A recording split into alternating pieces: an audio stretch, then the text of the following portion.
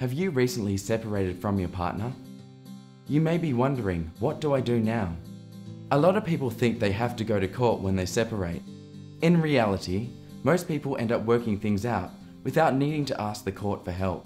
Let's take a look at 4 different ways you can go about making arrangements for children and property division after a separation.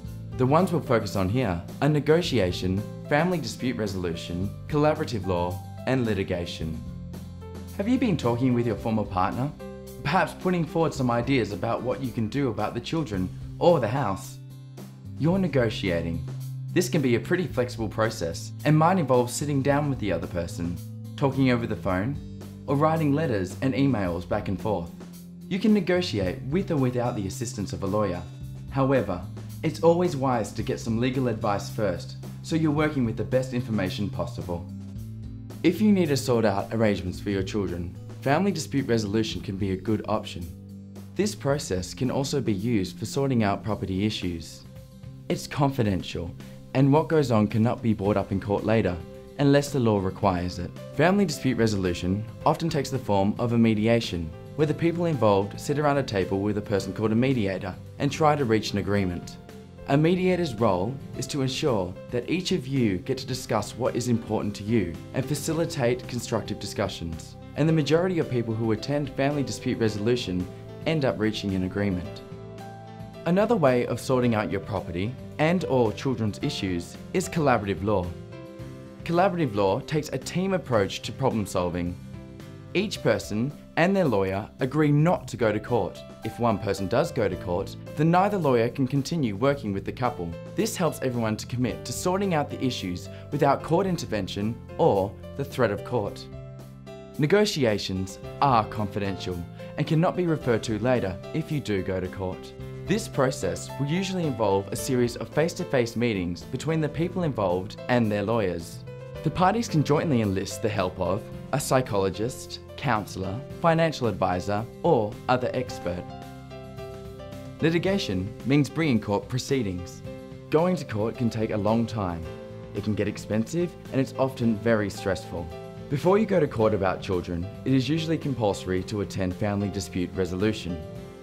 If you go to court, you'll proceed through a number of formal steps controlled by a judge or magistrate. If you go all the way through to a trial, at the end a decision will be made for you. There is no fixed formula a court uses when making decisions about how much time a child spends with each parent or who gets what in a property settlement. So, a particular outcome can never be guaranteed.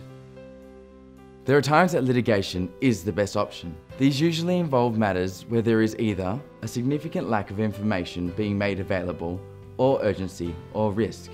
If you are unsure whether the family court should be your first option, go and talk to a lawyer who can help you decide what to do. And if you have tried the alternatives and have not managed to come to an agreement, then you can ask the family court to assist. So which road is right for you and your former partner? There are many things you will need to consider, but you might want to start by asking yourself some questions like, is it safe for me to meet one-on-one with my former partner? Am I concerned for my safety or my children's safety? How well do my former partner and I communicate? Do we trust what the other person says?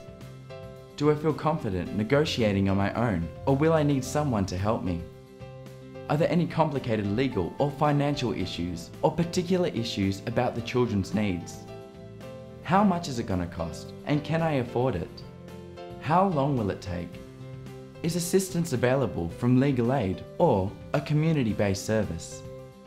It really is a good idea to get legal advice early on. A family lawyer can provide you with information relevant to your specific situation. Going to see a lawyer does not mean you have to go to court.